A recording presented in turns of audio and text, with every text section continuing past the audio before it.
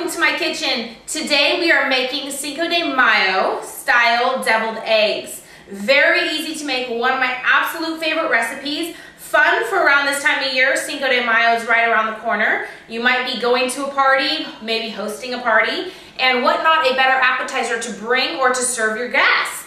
So let's get started. Very simple, not that many ingredients, so it doesn't take much time at all.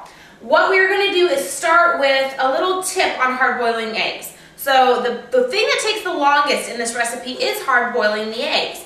And there is an art to hard boiling eggs. What I have found to work for me is to take your eggs, put them in a big pot, place them on the burner, allow them to boil. Once they boil, turn that burner off, allow them to sit for an additional 12 to 15 minutes, then remove them from the heat. Place them under cold water. I even like to add ice often.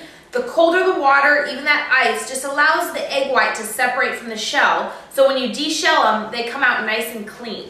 So once you have your hard-boiled eggs, which I already have here, and I like to keep the container because then the eggs just sit nicely and you can stuff your eggs without them rolling all over. So I already have my eggs hard-boiled in this container, but we're gonna get back to these in a second. So now, getting to our mix, starting with a whole avocado. I'm going to slice this avocado, and for those of you that do not know how to remove the flesh from an avocado, I'm going to show you. So you just simply cut your avocado like so, and you're going to take a sharp knife. You just hit that seed, move it around, and there you have your seed. Simple as that. But the key is that you do have to make sure that your avocado is ripe. And in order to find out if your avocado is ripe, what I like to do is before you purchase it, you just simply squeeze each side where the seeds are, and if your fingers go into the avocado and indent the avocado, you have a ripe avocado. So here you have your avocado. Now what I'm going to do, it's very easy when it's ripe to just scoop this out. So you want to just scoop out the flesh of the avocado, just like so, and I'm going to place that into a bowl. So I'm going to scoop out the flesh of both sides of the avocado. So we have one full avocado here. And then I'm going to take a whole lime. You can use lime or lemon. I like to use lime. You can use fresh or just lime or lemon juice. I always like to use the fresh. So I'm going to squeeze the juice of one whole lime. So here's half of the lime and our second half here. Perfect. All right. Now moving on, I'm going to add about a teaspoon of Tabasco. I love kick, so I'm going to add a teaspoon of Tabasco. Adds for that little bit of spiciness. Then I'm going to add about a teaspoon of pepper. Just grind up some fresh pepper right in there.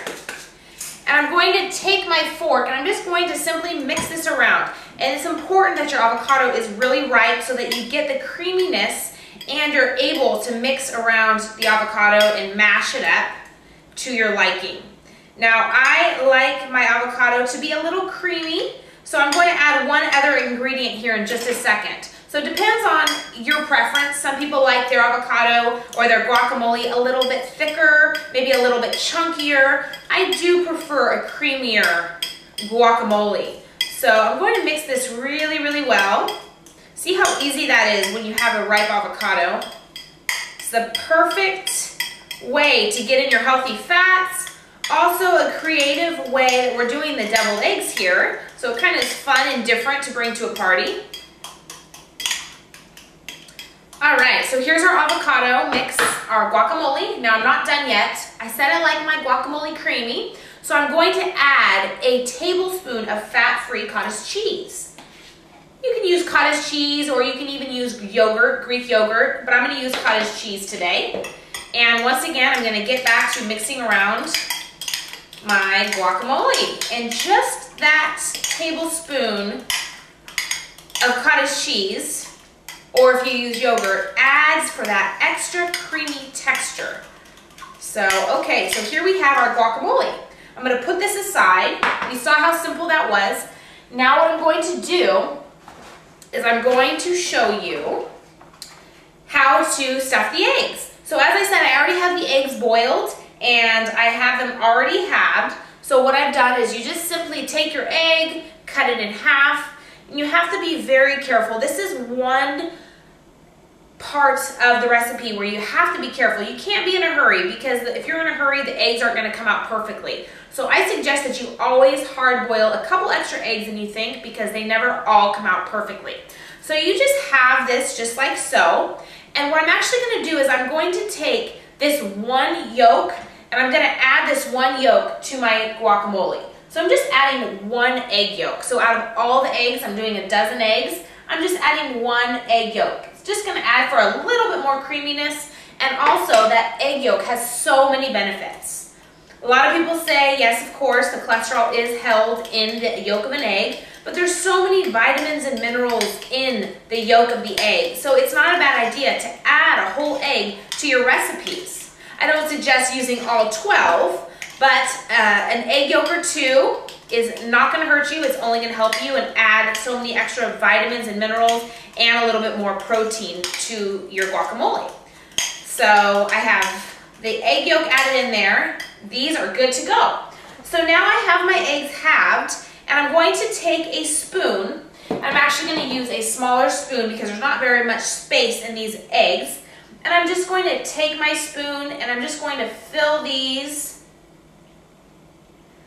like so.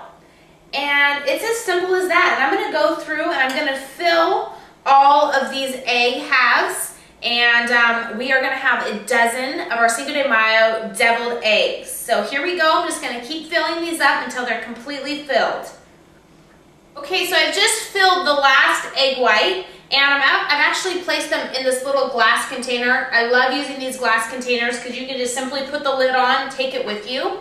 And also, you have to be careful with deviled eggs. I don't know about you, but my deviled eggs tend to roll around if they're not nicely compact. So I found that something that's small like this will kind of keep them together and allow them, keep them from rolling around, especially if you're driving to a destination. They're not going to roll all around your car.